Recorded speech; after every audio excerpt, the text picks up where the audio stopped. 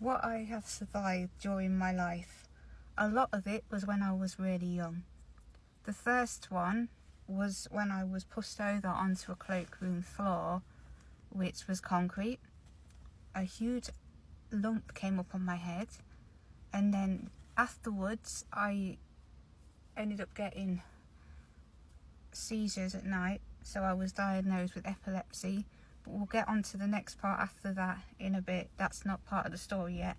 Then I was treated for epilepsy for from the age of 7 to 11, and then when I came off of that medication, my autism behaviour started to show.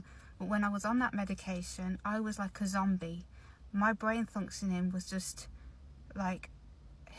halted, basically. I could not learn at school, so I missed a lot of my early schooling, which has meant it was very hard catching up as an adult.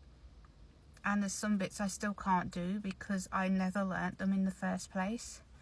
So that's why I had to give up my degree, etc. Because my brain just wasn't able to do the things that it missed out on. It did not have those skills, and no one was willing to help me catch up with those skills. And then we found out a few years later, after I came off them, because my parents were like, well, why is she still on this? She's not having fits, seizures, etc. Because I used to have seizures at night when I was put on this stuff, and all my left side used to go dead. And every time I used to have a seizure, the doctor involved, who later got found to have mistreated, wrongly diagnosed a load of children in this locality, he was just putting them up. And by the time I was just about to start secondary school, I was like a zombie. So my parents started questioning it. Then they took me off the medication, and that's when my behaviour problems came out, because obviously my brain was able to wake up again. And because it couldn't learn any of the skills that children normally learn between the ages of 8 and 11, I was quite backward, and no one has ever taken that into account with anything that I've got into trouble with. If I didn't learn it when I was supposed to learn it, and no one's ever said they'll help me do that, instead they punished me for not knowing. Not said, oh, we'll help you to catch up, etc. But that's not part of this story. It is part of the story when I got labelled a criminal for how my behaviour problems affected me. I was never violent, I was just misunderstood.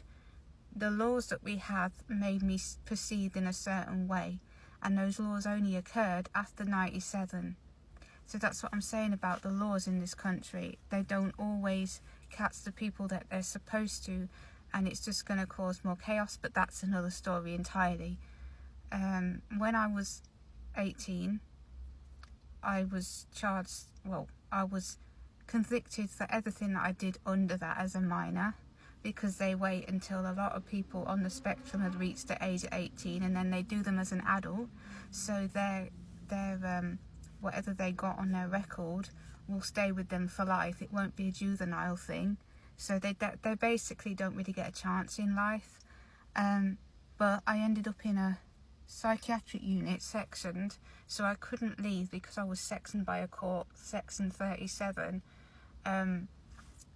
because they and in that unit I was the youngest in an adult unit. The things I saw, no young person should have seen, really, and they will haunt you for the rest of your life. It was not an appropriate place. I literally, because I was impressionable and young, we all, you know how if you spend time in an environment together with other people, you basically start learning off other people things that you didn't have originally, but now you have because it's wore off on you, so it didn't help. And then obviously I went through my son's adoption when I got out of it, because I was in a care home for a bit, because they had a residential home, which does go against you, but I was out of the home for 2 years before I got pregnant. But everything that happened in my younger years got used against me, so I got put on a pre-birth plan, and when you mess up on one of those, you're screwed. We ain't going to go into details, but I had to go through the heartbreak of that as well. And then last year I got accused of things because of perception-based laws again, but that's not the worst part of last year. One, I had to fight for my benefits back because it was my review year. That wasn't the worst part. Or then I was hit by a car that, not hard, but it rolled into me and hit me into a concrete post. I only came off with bruises. So now you see why I question whether I'm evil, because evil literally doesn't die.